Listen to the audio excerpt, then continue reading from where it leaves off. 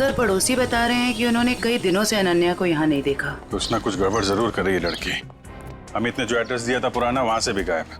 Call centre का hostel भी छोड़ के दिया। उसे पता चल गया होगा कि हम लोग उसे पकड़ने वाले, इसीलिए भाग रही है यहाँ से वहाँ। दरवाजा खुला है?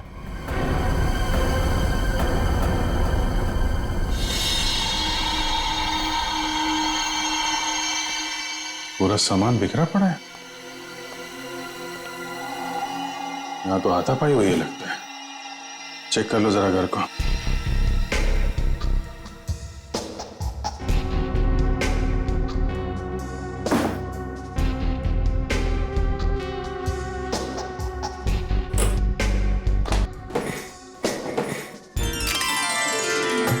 नमस्ते नमस्ते, आइए। अरे भाई साहब, आप वो मंडप वाले हैं ना? जी। बाहर गेट पे कैसे फूल लगाए, आधे तो नीचे गिर गए। जाइए थोड़ा ठीक से लगाइए, जाइए। नमस्कार, बेटे की शादी की बहुत बहुत बधाई। Thank you Pritam, thank you very much. नमस्ते। नमस्ते भाभी जी। वैसे आपके चेहरे में खुशी के साथ साथ आंखों में आंसू भी दिखाई दे रहे हैं। भाभी जी, बेटी विदा हो रही है हमेशा हमेशा के लिए। जब आपकी मीनू अपने ससुराल जाएगी ना, तब आप भी समझेंगे कि बेटी के शादी के दिन माँ बाप को भावनाओं के किस उतार चढ़ाव से गुजरना पड़ता है। पर ठीक है, जो भी है, लड़का आपने बहुत अच्छा चुना। अमित तो हमारी शिवानी को पलकों पे बिठा के रखेगा। बस इसी बात का सुकून है कि बेटी एक अच्छे घर जा रही है। आइए ना, आइए बेटी।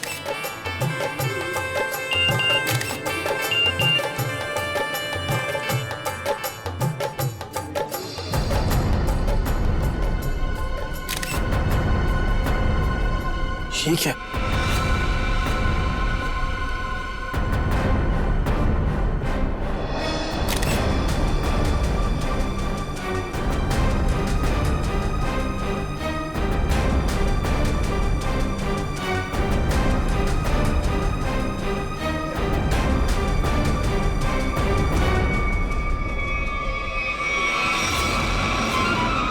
अनन्या, तुम यहाँ क्या कर रही हो? तुम्हारी शादी में डांस करने आई। देखो, ये बेकार की बातें मत करो। तुम्हें यहाँ नहीं आना चाहिए था। तुम्हें क्या लगा कि तुम ऐसे चुपचाप शादी कर लोगे और मुझे भनक तक नहीं लगेगी? आखिर चाहती क्या हो तुम?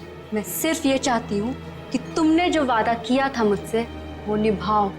कैसा वादा? अरे मुझसे शादी करने का वादा। और कैसा वादा? अनन्या, बच्चों जैसी बातें मत करो, समझी?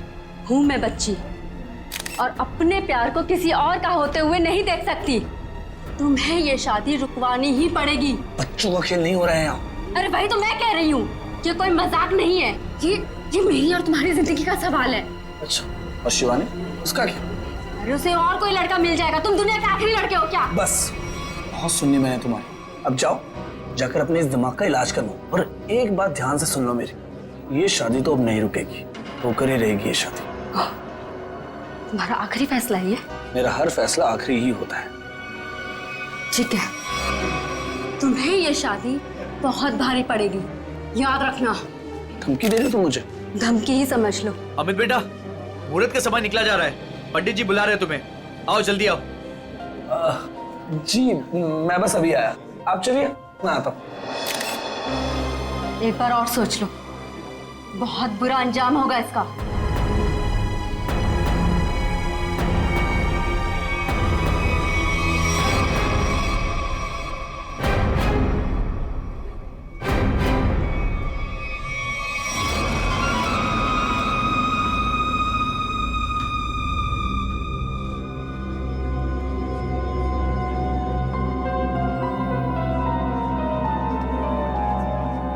Sir, cold drink.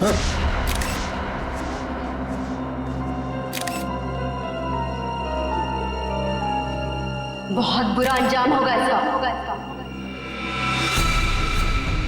किसने भिजवाई है कोल्ड ड्रिंक? मतलब सर? मतलब ये कि अनन्या ने भिजवाई है कोल्ड ड्रिंक? क्या मिलाया इसमें? नहीं सर, ये बस कोल्ड ड्रिंक है। ठीक है, जाओ।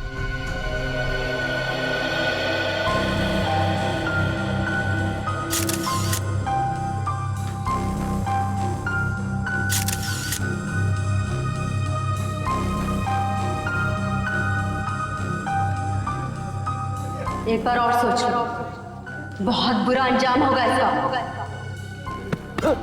अरे क्या हुआ अमित, ऐसे क्यों डर गए? नहीं नहीं यार, कोई बात नहीं, तू बैठ आराम से।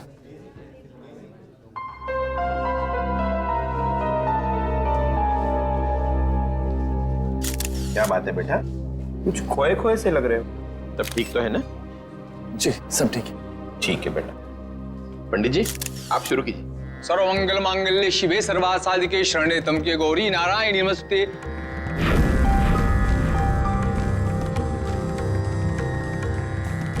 हर्ष जी, कन्या को बुलाइए, मुहूर्त का समय हो गया। हाँ अभी एक मिनट। राधिका बेटा सुनो तो, जरा शिवानी को लेके आना। जी अंकल।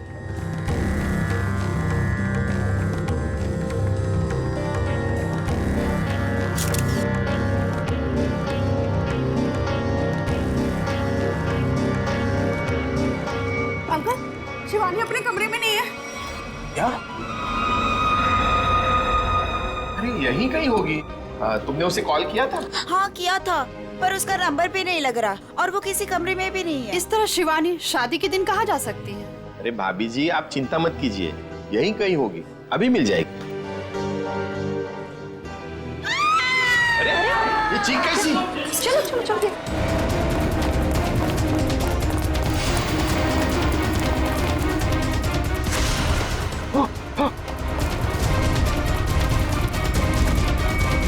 शिवानी, शिवानी, क्या हुआ मेरे बेटी को? शिवानी बेटा उठो, आंखें बोलो बेटा। शिवानी नब्ज नहीं चल रही इसकी। नब्ज नहीं चल रही का क्या मतलब है?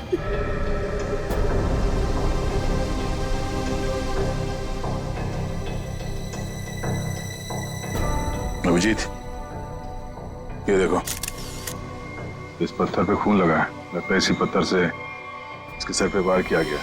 बाकी तो खून की फोरेंसिक जांच के बाद ही पता चलेगा।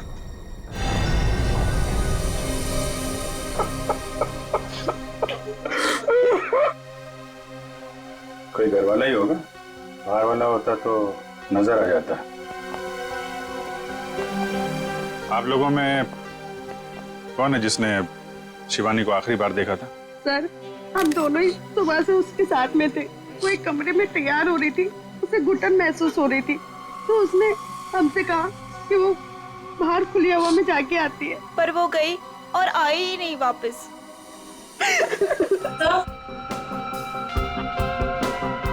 सर ये पेंडेंट मिला है, इसके लहंगे में अटका हुआ था। शिवानी के बाकी गहनों से तो एकदम अलग है ये अल्फाबेट लिखा हुआ है इसमें। ये से तो अमित है, इससे शादी होने वाली थी। अमित, ये पेंडेंट इसमें ए लिखा है, तुम्हारे लिए तो नहीं बनवाया था इसे? नहीं सर, अगर शिवानी ने ऐसा किया होता तो मुझे वो जरूर बताती। अच्छा आप सब लोग जरा ध्यान से देखिए, ये पेंडेंट कोई बता सकता है ये पेंडेंट किसका है? नहीं सर, पहले इसे कभी नहीं देखा। लड़कियों को तो अच्छी तरह ध्यान रहता है कि किसने कौन सा जेवर पहना है। और आप लोगों ने देखा नहीं इस पेंडेंट को? नहीं सर, नहीं देखा। देखिए घबराने की कोई बात नहीं है, अगर कोई कुछ जानता है तो साफ साफ बताइए। ये मत सोचिएगा कि सीआईडी की मदद करने से आप लोग फंसेंगे। पता नहीं इन लोगों ने देखा है कि नहीं, लगता तो ये खूनी का ही है। अच्छा जब ये सब हुआ उसके बाद किसी को बाहर जाते हुए देखा आपने? नहीं सर, कोई नहीं गया यहाँ से। लेकिन कोई पहले आकर चला गया हो तो वो तो पता नहीं हमें। वो हम लोग पता कर लेंगे।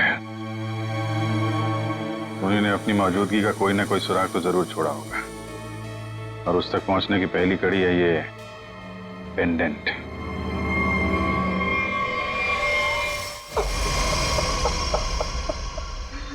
सर, माना कि मैंने अपनी बेटी को खोया है, लेकिन आप इस तरह मेहमानों पर शक करके का अपमान तो न कीजिए प्लीज सर। अपमान नहीं कर रहे हैं हर्ष जी, शिवानी को इंसाफ दिलाने की कोशिश कर रहे हैं। अगर ये पेंडेंट मेहमानों में से किसी का है तो अभी पता चल जाएगा। सर, शायद किसी ऐसे मेहमान का हो जो शादी से जा चुका हो सकता है। तो फोटोग्राफर को बुला के लाओ। Yes sir.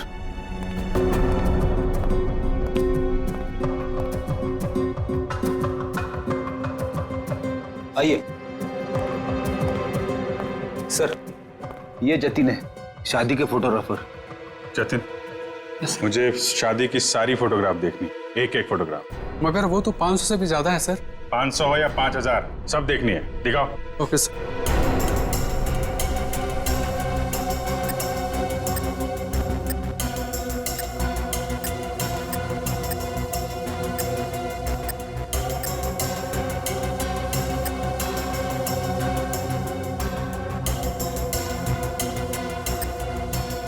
एक मिनट, पीछे वाली करना, पीछे वाली करना। Okay sir. जूम करो इधर, जूम। जयवंती, पेंडेंट देखो, वही लग रहा है।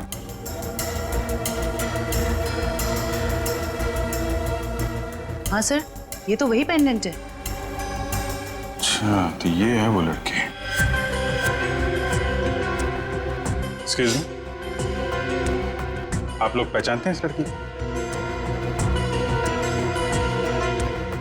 हाँ सर, हमने इसे देखा था। वो कोने में चुपचाप खड़ी थी। हमें लगा कि लड़के वालों की तरफ से है। क्या कर रही थी? किसी से कुछ बातचीत कर रही थी? हाँ सर, अमित जीजू से। ओ, मतलब दूल्हे राजा से। अमित, अगर भगवान कठिन समय दिखाता है तो उसे झेलने की शक्ति भी देता। अमित, कौन है ये लड़की? इसको पहचानते हो? अनन्या?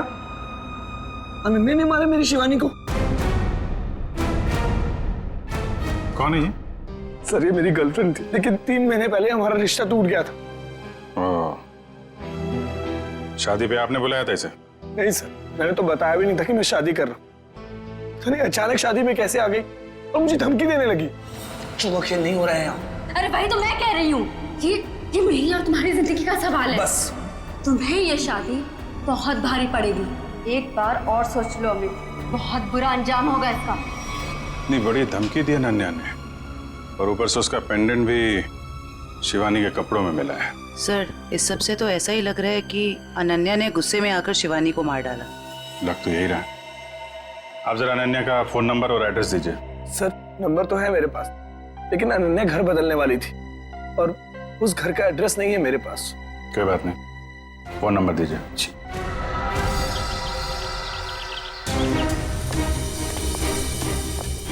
मुजरिम यहाँ से भागा है, तो जरूर कोई गवाह या सबूत मिलना चाहिए। सर, ये इलाका इतना सुनसान है, यहाँ किसने देखा होगा उसे? शायद इस चायवल में कुछ देखा। आइए आइए साहब, सुबह सुबह हमारी चाय पियेंगे, दिन अच्छा रहेगा। अदरक वाली स्पेशल चाय है। कब से चाय बेच रहे हो यहाँ पे? सब 3 महीना हो गए। चाय दूं? चाय भी पी लेंगे, जल्दी क्या है, हम लोग सीआईडी से हैं। सीआईडी से? हाँ। यहाँ चाय बेचने के लिए कब आते हो? सब रात को 8 बजे से। रात को 8 बजे से लेकर सुबह 8 बजे तक 12 घंटे की ड्यूटी करना पड़ता है पेट के लिए। अच्छा, कल यहाँ पर काफी लोग आए हुए होंगे। यहाँ पे फार्म हाउस में शादी थी ना? हाँ साहब, बहुत मेहमान थे, लेकिन एक औरत अजीब ही थी। अजीब औरत मतलब? साड़ी पहनकर बाइक चला रही थी, वो भी 80-100 की रफ्तार में।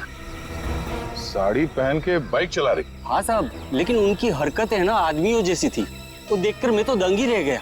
उस औरत का चेहरा देखा तुमने? बाइक बहुत तेज रफ्तार में थी, चेहरा नहीं देख पाया। साड़ी कौन से रंग की थी? पीले रंग की साड़ी थी। पीले रंग की साड़ी। नाम क्या आपका? घनश्याम साहब। शुक्रिया घनश्याम।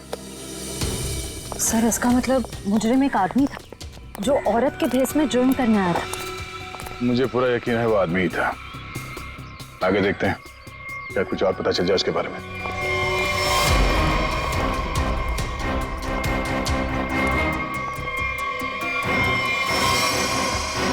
सर,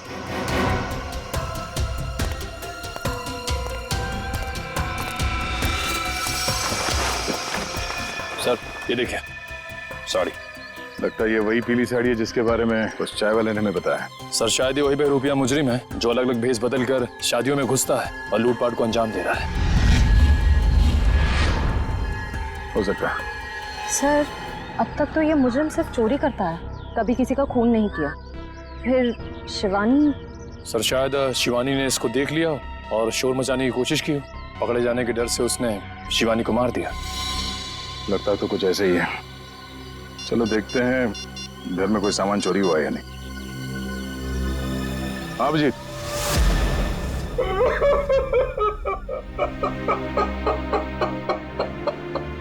मेरी बेटी। अर्जी, हम आपका दुख समझते हैं, जानते हैं ये समय आपके लिए बहुत मुश्किल है, लेकिन हमें शक है कि यहाँ पे चोरी हुई है। आप जरा चेक करके बता सकते हैं कि सारा सामान ठीक ठाक है या नहीं? ठीक है।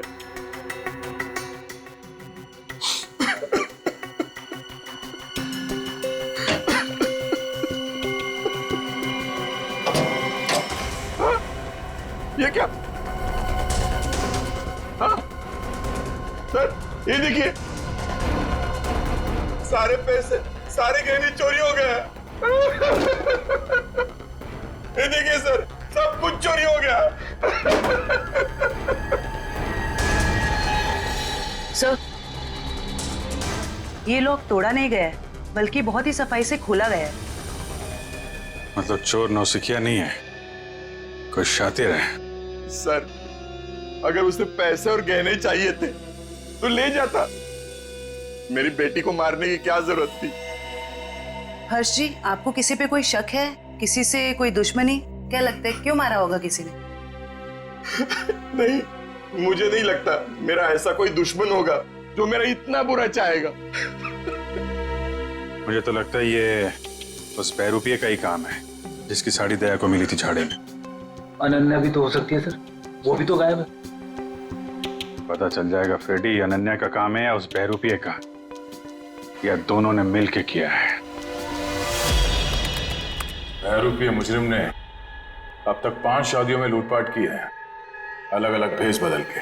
कभी पंडित बनता है तो कभी कैटरिंग वाला, कभी टेंट वाला तो कभी बाराती। और लगता है ये इतनी आसानी से रुकने वाला नहीं, बहुत शातिर है। ठीक है सचिन, पर इस बार फर्क ये होगा कि ये अगली शादी में लूटपाट को अंजाम नहीं दे पाएगा, पकड़ा जाएगा। और सर फिलहाल तो अभी शादियों का सीजन चल रहा है, हर दूसरी गली में शादी हो रही है, ये पता कर पाना थोड़ा मुश्किल होगा ये खूनी अपना अगला शिकार किसको बनाने वाला है। ज्यादा मुश्किल नहीं होगा निखिल सर, इस अपराधी के पिछले सारे गुनाहों में एक चीज कॉमन है, ये सिर्फ बड़े लोगों की शादियों में लूट करता है, अमीर बिजनेसमैन, फिल्म के प्रोड्यूसर्स वगैरह वगैरह। मतलब जिसके पास ज्यादा पैसा है उसी को अपना शिकार बना रहा है। मगर इस बार कम से कम 10-15 बड़े परिवारों में शादी हो रही होगी।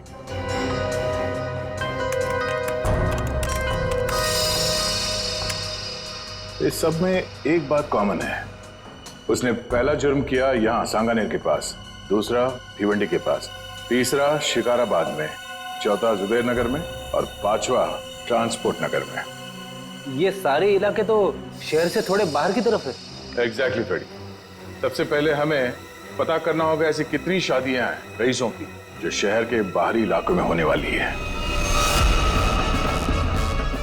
आप कान खुले रखना, इतना तो तय है कि वो बहरूपिया यहीं पे है, लेकिन किस भेष में होगा ये पता नहीं। यहाँ से किसी को बाहर मत जाने देना। किसी को अगर जरूरी काम से बाहर जाना होगा तो? इन्वेस्टिगेशन से ज्यादा जरूरी क्या हो सकता है? बाथरूम। किसी को अगर बाथरूम जाना होगा तो? इसका इंतजाम होता है अंदर, जो शादी में आया कोई बाहर नहीं जाएगा, समझे? ये सर।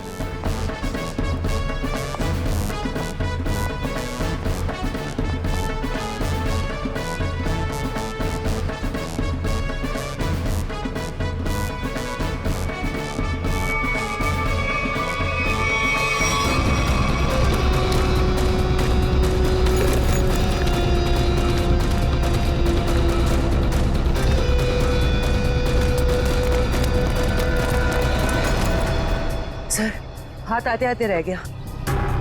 बहुत चालाक है सर। भागते चोर की बैग। सर, ये तो मेकअप का सामान है। अच्छा, इसी का इस्तेमाल करके भेष बदल रहा था ये। पहली बार देख रहा हूँ सर, कोई मेकअप का इस्तेमाल जुर्म करने के लिए कर रहा है। एक मिनट फ्रेडी। हाँ, जिस मेकअप का इस्तेमाल वो जुर्म करने के लिए कर रहा है ना, अब उसी मेकअप बैग के लोगों से वो पकड़ा जाएगा। हाँ, हमारे हाथ आते आते रह गया वो मुजरिम। हमने सोचा था उससे ज्यादा चालाक निकला। चाहे वो कितना ही चालाक और फुर्तीला क्यों ना हो, हमारे हाथों से ज्यादा दिन बच नहीं पाएगा। लेकिन कुछ पता चला उस मेकअप किट वाले लोगों से? बस सर 2 मिनट। सर पता चल गया, किसी रोज फैशन हाउस के नाम पे। हो सकता है ये मुजरिम इस फैशन हाउस में काम करता। हाँ सर, इसीलिए वो अच्छा मेकअप कर लेता है हर बार। या फिर ये भी हो सकता है कि वो खुद ही एक मेकअप आर्टिस्ट हो। सर आश्रया, क्या पता चला उस पेंडेंट से जो शिवानी के लहंगे से मिला? सर ये कस्टमाइज पेंडेंट खास ऑर्डर देकर बनवाया गया है। बाजार में ज्वेलरी की जितनी भी बड़ी बड़ी दुकानें हैं मैंने हर जगह पता किया। सर एक वेबसाइट है आभूषण.com, सभी दुकानदारों का यही कहना था कि ऐसे जेवर उसी वेबसाइट पे खास ऑर्डर देकर बनवाए जा सकते हैं। आभूषण.com? Yes sir. इस आभूषण.com के ऑफिस में जाके पता करना होगा कि वो ग्राहक कौन है जिसने इस पेंडेंट का ऑर्डर दिया था। सर अनुष्का जी की ड्रेस के लिए ये वाला मटेरियल ठीक रहेगा क्या? बिल्कुल नहीं, उन्होंने कहा था ना उन्हें सैटन में कुछ चाहिए। देखो रवि, ठीक से काम करो और मुझे ना किसी भी कस्टमर की कोई कंप्लेन नहीं चाहिए, समझे? Sorry sir. सॉरी मत बोलो, काम पे ध्यान दो, फिर सॉरी बोलने की जरूरत नहीं पड़ेगी तुम्हें। वैसे बिल्कुल ठीक कहा आपने, इंसान को जितना कम सॉरी बोलना पड़े उतना अच्छा उसके लिए। वो तो है सर, पर आप लोग? अच्छा, आप लोग स्पार्क विहार कंपनी से आए राइट? नहीं, हम लोग CID से। CID? क्या बात है सर, कोई प्रॉब्लम हो गई? हाँ, बड़ी प्रॉब्लम है। अच्छा आप ये बताइए कि आपके पूरे स्टाफ आज यहाँ पर मौजूद है? रघु को छोड़कर सब आए हैं सर। रघु? सर हमारा makeup artist. Raghu makeup artist? और आज वो यहाँ किस वजह से नहीं है? सर उसने 2 दिनों की छुट्टी ली है। और ये अक्सर छुट्टी लेता है। आपको कैसे पता सर? अब क्या बताऊं, पिछले कुछ महीनों से उसकी ज्यादा छुट्टियां हो गई हैं। इस बार ना मैं उसकी तनख्वाह काटने की सोच रहा हूँ। अच्छा इस रघु का यहाँ कुछ सामान है? हाँ सर, वो ब्लू थैली में कुछ सामान रखा है उसने।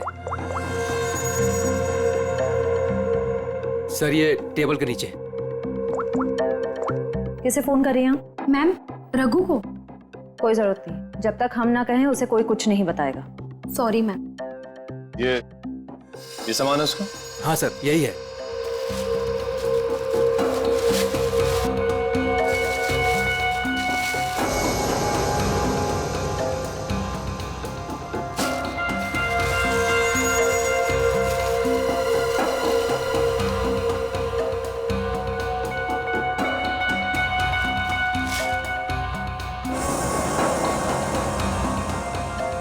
सर ये गमबूट्स, नीली टोपी, ये ग्लव्स, ऐसा हुलिया तो उसने कभी नहीं बनाया पहले। ये कैसा हुलिया हो सकता है सर? मुझे लगता है ये कोई इलेक्ट्रिशियन बनने वाला है। ये गमबूट्स, ये दस्ताने, ये सब बिजली के झटके से खुद को बचाने के लिए। अच्छा आप लोगों को रघु के सामान के बारे में कुछ मालूम है? हाँ सर, मैंने देखा था उसे ठीक कुछ ऐसा ही सामान अपने बैग में रखते हुए। मैंने पूछा भी कि क्या है ये सब, मगर उसने ठीक से कुछ जवाब दिया नहीं। हाँ सर, पिछले कुछ दिनों से उसका बर्ताव कुछ अजीब हो गया है। अपनी ही धुन में रहता है, आसपास क्या हो रहा है उसे किसी चीज का कोई होश नहीं रहता। होश कैसे होगा, आजकल उसे अपना ध्यान कहीं और लगा रखा है। कहाँ सर? वो भी बहुत जल्द पता चल जाएगा। अच्छा उसने आप लोगों को किसी शादी में जाने की कोई बात कही थी, कुछ पता है? रघु की शादी? नहीं उसकी शादी नहीं, किसी शादी में जाने वाला है, ऐसा कुछ बताया आप लोगों को? नहीं सर। हाँ जी। अच्छा पेंडेंट किसी हेमा का है, चेक्स कॉल सेंटर में काम करती है। ओके ठीक है, जैसे कुछ पता चलता है हमें इन्फॉर्म कर देना। ओके। सर यही है वो हॉस्टल जहाँ हेमा रहती है। सर उसी ने वो पेंडेंट ऑनलाइन ऑर्डर करके मंगवाया था। एक्सक्यूज मी, हेमा को बुलाइए। हम लोग CID से। CID? जी। हेमा को नीचे भेजना। सर आप लोग वेट कीजिए, वो अभी आ रही हैं।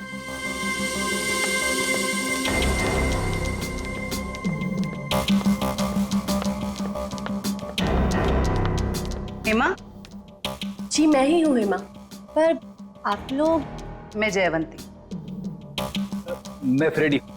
सॉरी पर मैंने आप लोगों को पहचाना नहीं। कोई बात नहीं, लेकिन आप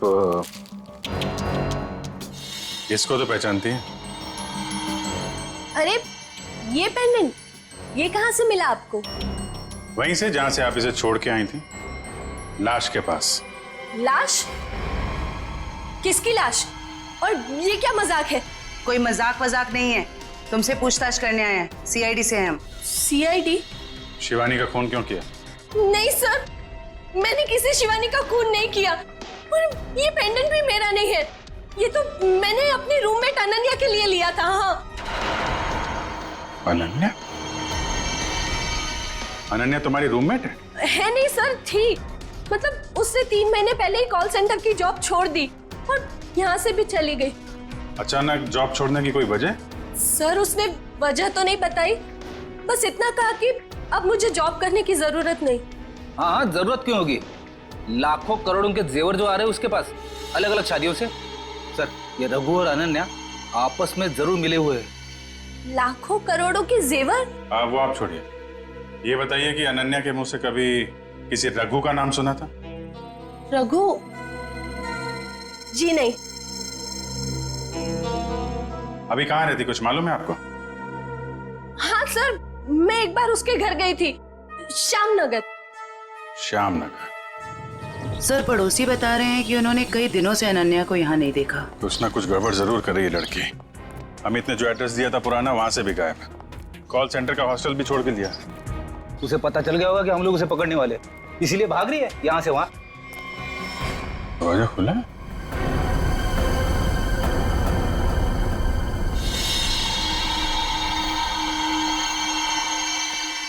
पूरा सामान बिखरा पड़ा है। यहाँ तो हाथापाई हुई है लगता है। चेक कर लो जरा घर को।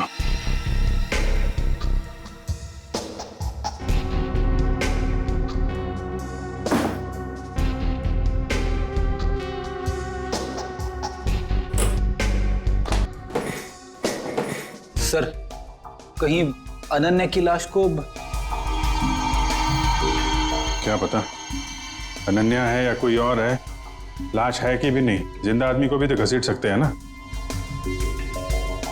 लेकिन इतना तय है कि कोई बहुत बड़ी मुसीबत में है। सर अब तक तो हमें लग रहा था कि इस सब में शायद अनन्या का भी हाथ हो सकता है, पर उसके घर का नजारा देख के तो यही लग रहा है कि मामला कुछ और है। वो खुद किसी बहुत बड़ी मुसीबत में है। सर शायद ये बहरूपिया खूनी अच्छी तरह से जानता था कि हम वहां जाने वाले, और अनन्या के जरिए उस तक भी पहुंच जाए। इसीलिए जब तक हम वहां पहुंचते उसने अनन्या को गायब कर दिया। ये बहरूपिया मुजरिम ये हमेशा से हमसे 2 कदम आगे रहा है। ये बात तो तय है कि वो जिस किसी भी अगली शादी में जाएगा वहां पर वो इलेक्ट्रिशियन के भेस में जाएगा। सर शहर के बाहरी इलाकों में जितनी भी रईस लोगों की शादियां हैं उनकी लिस्ट कुल मिला के 7 लोगों की शादियां हैं। अरे बाप रे, मतलब 7 शादियों पे नजर रखनी पड़ेगी? उसकी जरूरत नहीं पड़ेगी फ्रेडी। हमें सिर्फ इतना करना है कि इन सारे शादियों में फोन करके पूछना होगा कि वहां पे बिजली की कोई समस्या है या नहीं, क्योंकि ये आदमी वहां पर भेस बदल के जाने वाला है। और अगर ऐसा है तो अब तक वहां बिजली की छेड़छाड़ शुरू कर दी होगी उसने। कॉल करके देखते हैं। हेलो,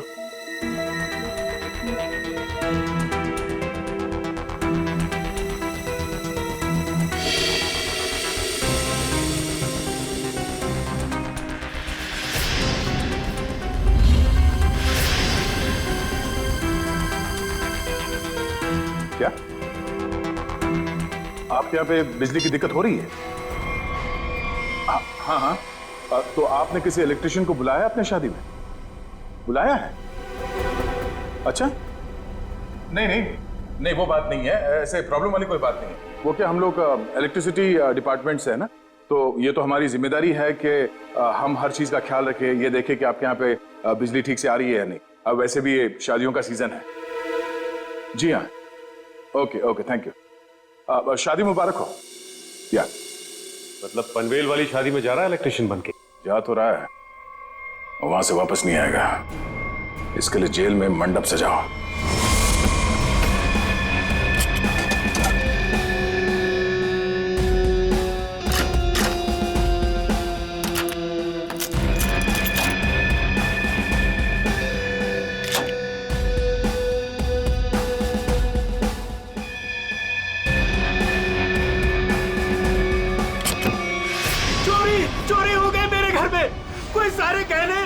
पैसे लेके भाग गया। हे भगवान, क्या सब कुछ लेके गया? सब पैसे लेके भाग गया। अब कैसे होगी मेरी बेटी की शादी? लगता मुझे अपना काम करके निकल गया। आस पास ही होगा, ज्यादा दूर नहीं गया होगा। ढूंढो उसे। सर, क्या हुआ? चोरी हो गई सर।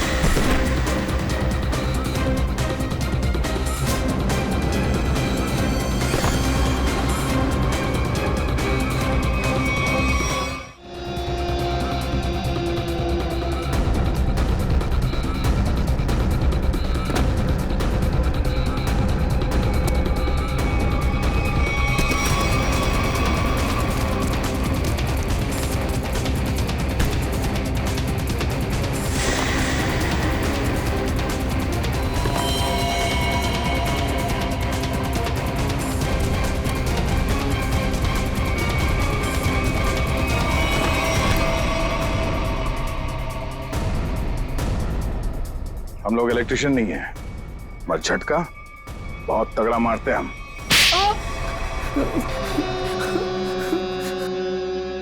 हाँ साहब, मैं अपना जुर्म मानता हूँ। मैंने इन बड़ी बड़ी शादियों में चोरी की ताकि मैं कुछ पैसा जोड़कर अपने बच्चों का भविष्य सुरक्षित कर सकूं। बड़े नेक विचार हैं आपके। लोग अपने बच्चों की भविष्य को सुरक्षित करने के लिए नौकरियां करते हैं, दिन रात मेहनत करते हैं। तुमने चोरी की और बाकी तो सब बेवकूफ है ना। ऐसा नहीं है साहब कि मैंने मेहनत की रोटी कमाने की कोशिश नहीं की। मैंने बहुत कोशिश की साहब, पर मेरे पास वालों ने मेरी पीठ में छोरा घोंप दिया। क्या मतलब है तुम्हारा? काम मैं करता था, उसका श्रेय और इनाम कोई दूसरा लेके जाता था। मेरे नाम की बदौलत बहुत से लोगों ने पैसा और नाम कमाया और मैं गरीब का गरीब ही रह गया। इसलिए तुमने एक अच्छे मेकअप मैन होने का गलत फायदा उठाया। भेष बदल बदल कर जुर्म करने पहुंचे शादियों में। पहले चोरी की, अब खून किया। खून? आप क्या करें साहब? शिवानी को नहीं मारा तुमने? नहीं साहब, मैं बोला किसी को क्यों मारूंगा, मैं तो सिर्फ चोरियां करता था। बहुत हो गया तेरा नाटक। हर्ष जी की बेटी शिवानी का खून नहीं किया तूने? साहब, मैंने उसकी लाश तो पड़ी हुई देखी थी, पर मैं क्या करता साहब, तो अगर मैं शोर मचाता तो पकड़ा जाता, इसलिए भाग गया साहब। तुम्हें कैसे मालूम कि उसकी मौत हो चुकी थी? हो सकता है उसकी सांसें चल रही हो। तुम भी किसी मुजरिम से कम नहीं हो, समझे? और अब ऐसे चुप रहने से काम नहीं चलेगा। ठीक से याद करके बताओ, तुमने शिवानी की लाश के आसपास किसी को देखा? किसी को भागते हुए देखा वहां से? हाँ साहब, मैंने किसी को तो देखा था बाइक पर भागते हुए। क्या शादी का कोई मेहमान था वो? नहीं, कोई बाहर से ही था शायद। साथ में का चेहरा देखा तुमने? अंधेरा बहुत था, तो चेहरा नहीं देखा। बाइक का नंबर देख पाए? बाइक का नंबर नहीं देखा, पर नंबर प्लेट के पास कोई स्टिकर लगा था साहब। कैसा स्टिकर? एक स्टिकर था जिसपे आरपी लिखा था। हो सकता है बाइक के नंबर प्लेट पे खूनी के नाम का इनिशियल हो। नहीं निखिल, मुजरिम इतना बेवकूफ तो नहीं होगा कि अपने नाम के इनिशियल बाइक पे छोड़ के जाए। ये बात तो तय है कि इनिशियल ही है, पर ये किसी के नाम का इनिशियल है या कुछ और, ये पता करना पड़ेगा। अरे जल्दी जल्दी साफ सफाई करो, कस्टमर्स आने ही वाले होंगे। और हाँ, टेबल नंबर 17 पर उधारी की शराब मत देना, समझ गए तुम सब? जी सर। और अगर ज्यादा शराब मांगे तो बोल देना कि आज से उधारी बंद। ठीक है, आज से उधारी बंद। और शायद अब इस पब को भी बंद करने का वक्त आ गया है। सर, मैं तो बस यूं कह रहा था सर। दरअसल हम लोग सीआईडी से। सीआईडी? हाँ, सीआईडी। अपने पूरे स्टाफ को यहाँ पे बुलाइए, यहाँ पे लाइन में खड़ा कीजिए, हमें पूछताछ करनी है, जल्दी। जी जी सर। अब प्रेम, मदन, राजू, हरी, जल्दी आओ सब यहाँ पर। क्या हुआ सर? कल शाम हर्ष कुमार जी के बेटी की शादी में कौन गया था यहाँ से? क्या मतलब? कोई नहीं गया था? हाँ? सर जरूर कोई यहीं से गया था। हमने इस पब के सारे मोटरसाइकिल्स चेक किए, सब पे वही आरपी का स्टिकर लगा हुआ था जैसे रघु ने हमें बताया था। हर्ष कुमार का फार्म हाउस, हमारे पब की बाइक, ये पूछताछ किस चीज की हो रही है? हर्ष जी की बेटी शिवानी के मर्डर की किसी ने उसका खून कर दिया। खून?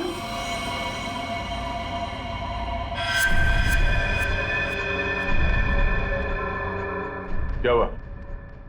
ये तुम्हारे हाथ इतने क्यों कांप रहे हैं? हाँ? कल शाम हरजी के फार्म हाउस में तुम गए थे क्या? सर मैं क्यों जाऊंगा, मैं तो उन्हें जानता तक नहीं। तो एयर कंडीशन कमरे में तुम्हें इतना पसीना क्यों आ रहा है? पहुंचो, साफ कर लो। सर पहली बार खून के पूछताछ हुआ देखकर घबराहट तो होगी ना। ऐसी घबराहट तो उसी को होती है जिसने गलत काम किया हो। जरूर कोई ना कोई है यहाँ जिसके हाथ खून से रंगे हुए हैं। मैनेजर साहब, जरा अपना हाथ दिखाइए। सर मैंने कुछ नहीं किया सर, मैं तो कल रात 1:30 बजे तक यहीं पर था। हमने कब कहा खून होने का समय? हमने बताया नहीं। तो आपको कैसे पता चला कि खून 1:30 बजे से पहले हुआ? मैं तो बस बार बंद होने का टाइम बता रहा था। ओ,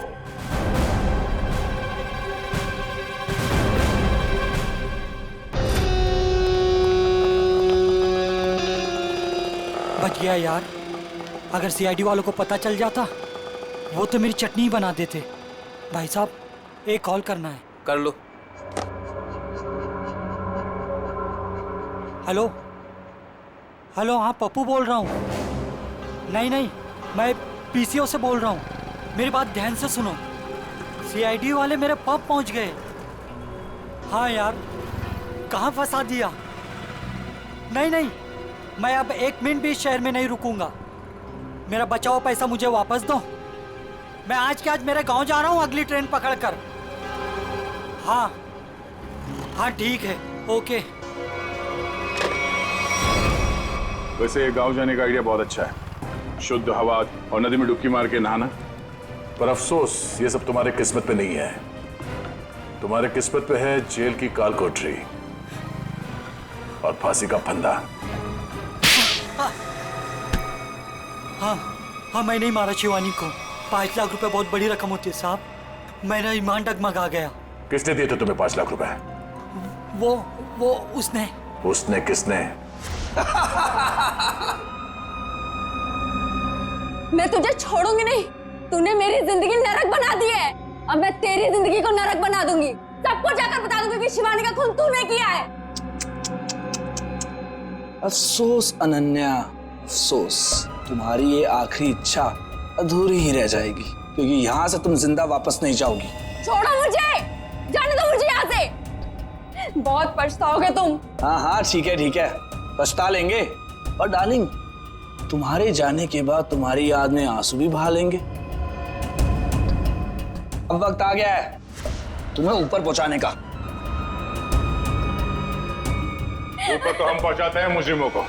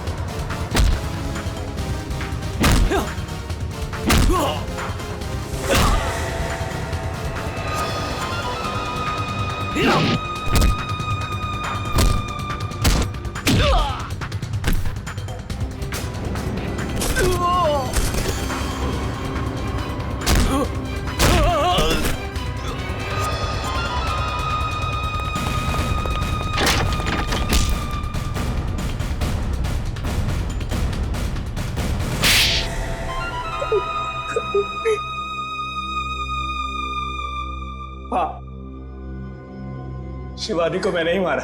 पर क्यों? तुम्हारी तो शादी होने वाली थी शिवानी के साथ। वो शादी एक दिखावा थी। असल में मेरा प्लान कुछ और था और शिवानी को मेरे प्लान के बारे में भनक लग गई थी। कैसा प्लान? मैंने और अनन्या ने मिलकर एक प्लान बनाया था कि शिवानी से मैं सिर्फ और सिर्फ पैसों के लिए शादी करूंगा और उसके बाद सब कुछ अपने नाम करके उसे तलाक दे दूंगा। शर्म आनी चाहिए। पैसों के लिए इसका गिर गया तू? हाँ? मेरे लिए वो शादी सिर्फ और सिर्फ एक बिजनेस डील थी और वो उस वक्त खराब हो गई जब शिवानी को मेरे प्लान के बारे में पता चल गया था। और तुम डर गए कि कहीं पूरी दुनिया के सामने शिवानी तुम्हारी पोल न खोल दे। हाँ, क्योंकि अगर वो सब सामने आ जाता तो बिजनेस इंडस्ट्री में जो मैंने नाम कमाया था वो सब मिट्टी में मिल जाता। और इसलिए मैंने पप्पू को शिवानी की सुपारी दी और उसने वहां तुरंत आकर अपने काम को अंजाम दिया। जब बिजनेस में तुम इतना नाम कमा ही चुके थे तो पैसों के लिए इतना गिरने की क्या जरूरत थी? क्योंकि मुझे बिजनेस में घाटा हो रहा था। मैं अपना घर, गाड़ी, ऑफिस सब कुछ गिरवी रख चुका था। मुझे पैसों की इतनी जरूरत थी कि मुझे पता ही नहीं चला कब मेरा चुना हुआ रास्ता सही से गलत हो गया। तुम्हारे इस गलत रास्ते में इस अनन्या ने तो खूब साथ दिया था, फिर तुम इसे क्यों मारना चाहते थे?